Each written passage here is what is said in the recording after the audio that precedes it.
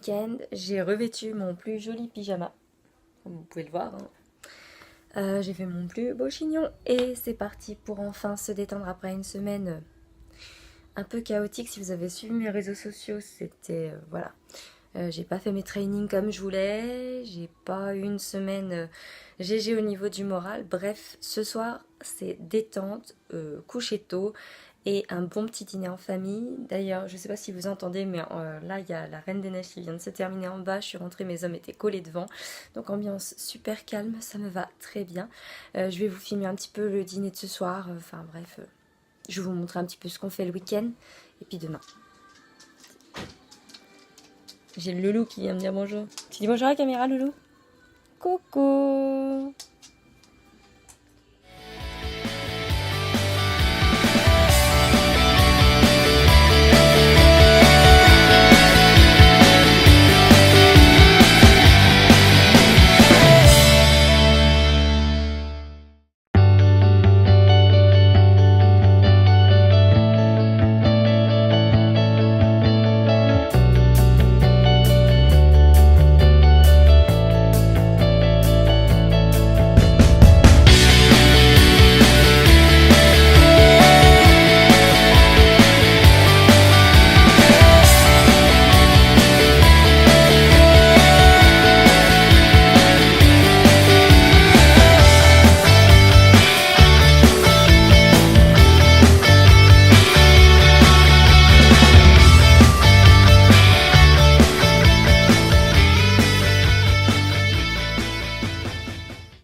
Hello tout le monde, je vous retrouve pour une nouvelle vidéo. Alors je vais un petit peu vlogger aujourd'hui, c'est la première fois que je vais faire ce format.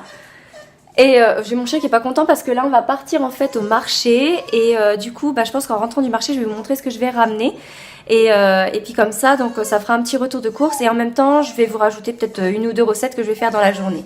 Donc là ce que vous entendez, comme je disais, c'est Gypsy qui est plaintif parce qu'on l'emmène pas au marché. Mais bon, on peut pas t'emmener partout, chien.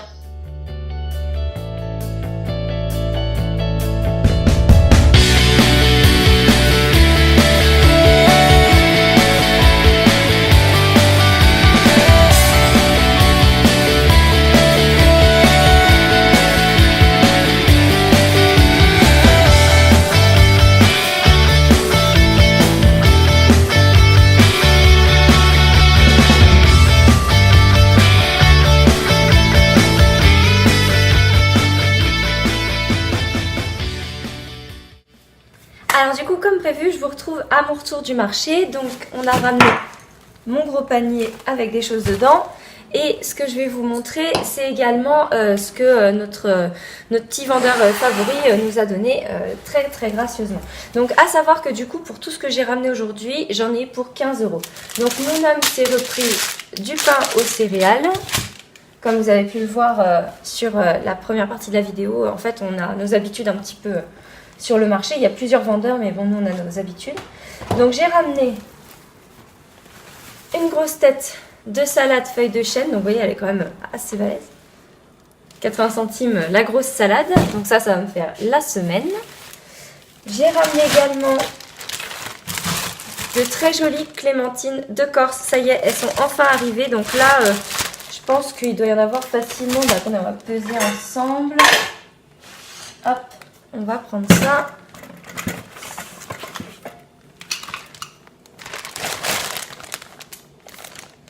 Un 1,5 kg, j'ai ramené. 1,5 kg de clémentine de Corse, sachant que le kilo était à 2,80 €. Donc c'était vachement intéressant. Et j'ai trouvé également des patates douces de France. Et donc elles étaient à 1,90 € le kilo. Donc j'en ai pris deux bien grosses pour pouvoir faire... cette semaine. Et ce qu'on a pris pour les goûters de mon fils cette semaine, parce que j'ai un petit amoureux de macarons, comme vous avez pu voir dans la vidéo, on s'est arrêté à un stand. En fait, il y a un monsieur qui les fait maison. Ils sont à 90 centimes pièce, mais c'est des jolies pièces avec des saveurs sympas. Donc on lui a pris spéculoos, chocolat, vanille, praliné noisette. Le monsieur lui a offert un macaron aussi à la barbe à papa. On lui a pris fraises des bois et fruits rouges. Voilà, donc il y en a deux de chaque saveur, donc il en a 10 en tout, ce qui lui en fait deux par goûter, et vu qu'il adore ça, à chaque fois ça a son succès. Et je voulais vous montrer également ce que notre commerçant favori de légumes nous a offert. une grosse cagette de pommes abîmées. Donc là, vu la taille des pommes, je vous laisse imaginer, je pense que j'ai facilement là... ouais, à mon avis, il y a facilement 5 kilos de pommes. Ça doit être ça. Je sais pas, c'était écrit sur la cagette. Alors. Hop. Nanana. Produit. Ouais, c'est ça. 4,5 kg. Donc 4,5 kg de pommes là-dedans. Donc honnêtement, avec ça, je vais faire ma tournée de compote pour plusieurs jours. Parce qu'il y en a une bonne partie qui est abîmée. Donc ça va être trié. Et puis là, j'ai envoyé mes hommes dans le pré d'à côté. Parce qu'il y a un cognacier. Et donc on va voir s'il y a des coins. Et je pense que je vais faire un mélange pomme-coin. Donc là, en tout et pour tout, comme je vous dis, j'en ai pour 15 €, macarons compris, et rien que les macarons tout seuls, ils coûtent 9 €. Donc pour les fruits, légumes, le pain, au final, j'ai pas dépensé grand chose. Donc ça veut dire que pour mon budget de la semaine alloué, il me reste 35 € et je vais finir les courses demain, dans certainement mon magasin bio, et puis je sais pas encore si je vais chez Grand Frais ou si je vais aller chez Géant pour compléter, mais voilà, si j'ai le temps, je vous referai un petit retour de course également. Voilà, donc vous savez tout. Maintenant je vais essayer de vous greffer 2-3 recettes dans la journée pour vous faire une vidéo un petit peu complète.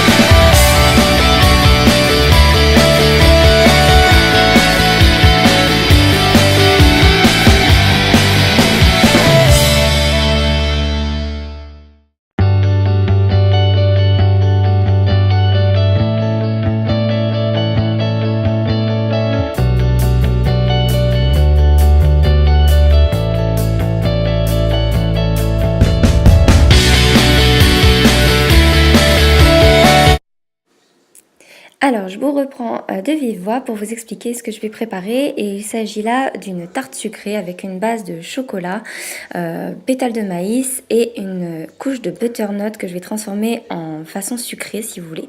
Donc, j'utilise 80 g de pétales de maïs nature que je vais ensuite venir écraser en très fine chapelure. Donc là, je trouve que c'était pas assez fin. Du coup, ce que je vous recommande, c'est peut-être d'utiliser un robot pour le réduire en poudre, tout simplement. Et donc, ne pas le faire à la main. Hein, ce sera beaucoup mieux parce que nous, on a trouvé que c'était bon, mais ça manquait de finesse. Et du coup, ça faisait des endroits qui étaient un peu plus durs que d'autres. Donc, je vous recommande fortement de faire ça au robot, du coup, pour réduire ça en poudre vraiment plus fine. Un petit peu comme on ferait pour une base de cheesecake, finalement.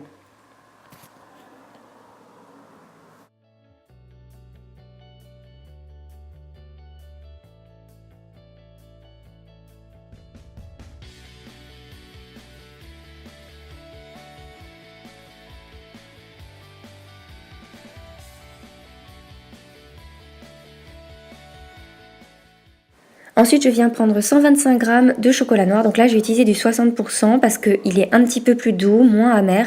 Comme je vous ai dit, on a utilisé des pétales de maïs non sucrés.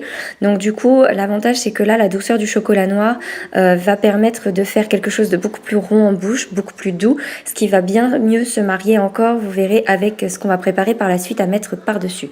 Donc je découpe mes carreaux très grossièrement, puisque le but, ça va être de les faire fondre. Et je vais venir ajouter dedans environ 30 ml d'eau, juste pour aider à fondre et ensuite pouvoir lisser mon chocolat.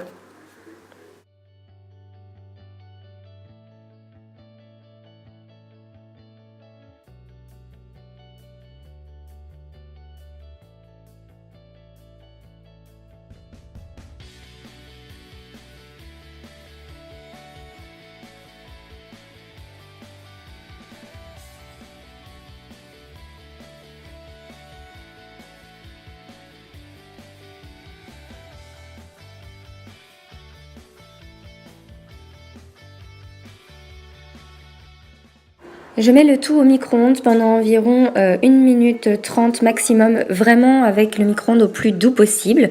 Et pendant ce temps-là, je reprends mes pétales de maïs et ensuite, une fois que mon chocolat est fondu, je vais venir le verser par-dessus pour pouvoir créer donc ma base. Donc là, le but, si vous voulez, ça va être de rajouter un petit peu de sucre de coco avant. Donc je mets environ 30 grammes, l'équivalent de 2 bonnes cuillères à café bien remplies, on va dire. Comme ça va venir adoucir et garder un indice glycémique quand même pas trop élevé. C'est pour ça que j'adore le sucre de coco qui en plus amène beaucoup de rondeur également. Et c'est ce qui va vraiment donner, comme si vous aviez rajouté de la vanille finalement, sans en mettre. Donc là, mon chocolat est prêt. Je vais rajouter une petite cuillère à café de vanille liquide qui va bien venir compléter le sucre de coco. Et je lisse le tout pour obtenir, vous allez voir, un chocolat vraiment très brillant, très lisse. Et ça sans passer par l'étape fondre à la casserole tout simplement. Donc on gagne beaucoup de temps.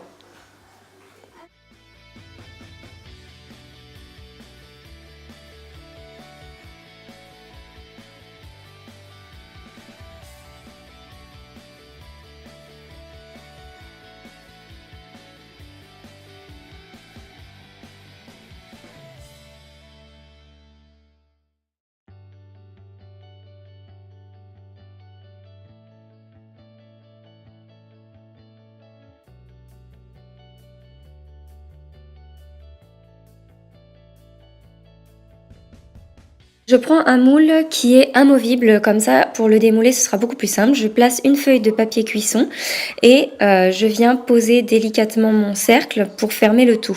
Donc l'avantage c'est que du coup une fois que ça aura pris au froid, ce sera beaucoup plus facile à démouler et du coup on obtient une très jolie tarte sans avoir besoin de la sortir d'un plat. Là je viens déposer ensuite mon appareil que j'ai fait à base de chocolat et je vais faire en sorte de le répartir autant que possible de manière uniforme.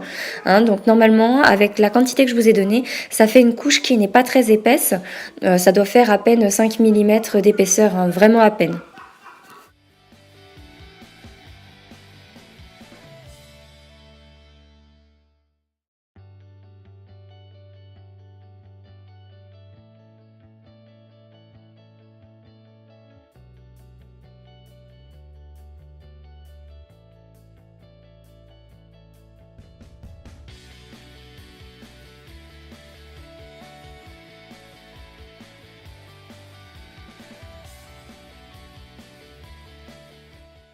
J'ai mis ma base au frais et pendant ce temps-là, je vais pouvoir m'attaquer à ma courge butternut. Donc dans un premier temps, j'ai mis de la courge butternut tout simplement à cuire à la vapeur.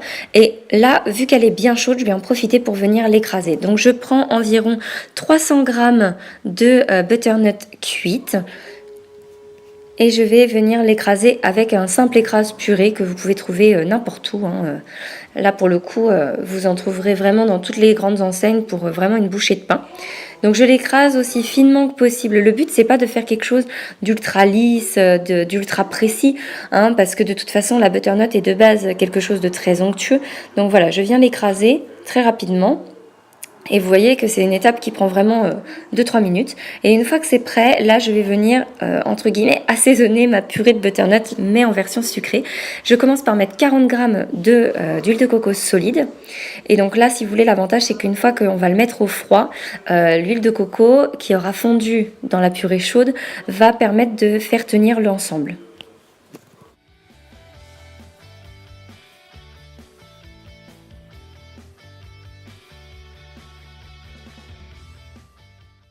Une fois que j'ai bien fait fondre mon huile de coco dans ma purée de butternut, je viens donc rajouter de la cannelle, l'équivalent d'une cuillère à thé à peu près.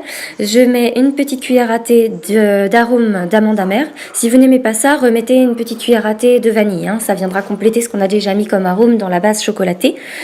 Et ensuite, je vais rajouter mon sirop d'érable. Donc moi, j'ai fait une version qui était vraiment très light en sucre. J'avais mis que 40 g de sirop d'érable. Si vous aimez beaucoup plus sucré, multipliez par 2 cette quantité. Sinon, vous allez trouver que ça manque de sucre. Sinon, rajoutez peut-être 20 g de sirop d'érable pour que ce soit vraiment un petit peu sucré. Et vous verrez après, vous goûtez. Ce que je vous conseille, c'est que moi, du coup, j'avais pas goûté. C'est vrai que moi, j'aime quand c'est pas trop sucré. Mais là, si vous aimez un petit peu plus de rondeur, et ben, rajoutez un petit peu de sucre et goûtez avant. C'est vraiment mon conseil parce que moi, ma quantité, pour le coup, c'est pour les personnes qui n'aiment pas trop sucré.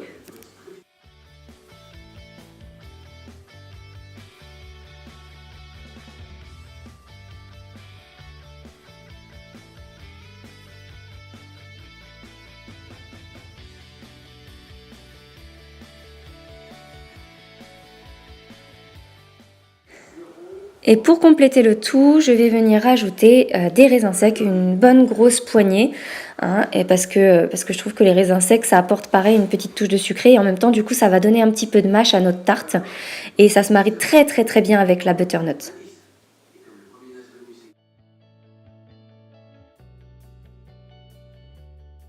Ma base est bien prise, donc comme vous avez pu le voir, elle est solide. Donc par-dessus, je viens verser mon appareil que j'ai fait avec la purée de butternut qui est encore bien chaude. Et je vais répartir de façon à bien lisser le tout.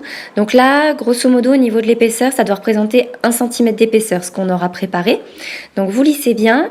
Et ensuite, l'astuce pour que ça fasse pas de petits plis moches, comme vous voyez, les espèces de petites vagues, c'est de taper très légèrement sur le plan de travail pour que ça puisse finir de bien se répartir, tout simplement.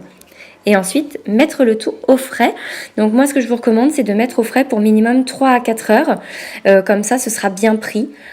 Et puis, si jamais vous faites ça très peu de temps avant de manger, mettez-le une bonne demi-heure au congélateur, puis au frigo. Je n'ai plus qu'à vous souhaiter une bonne dégustation et vous dire à très bientôt. Merci d'avoir visionné cette vidéo.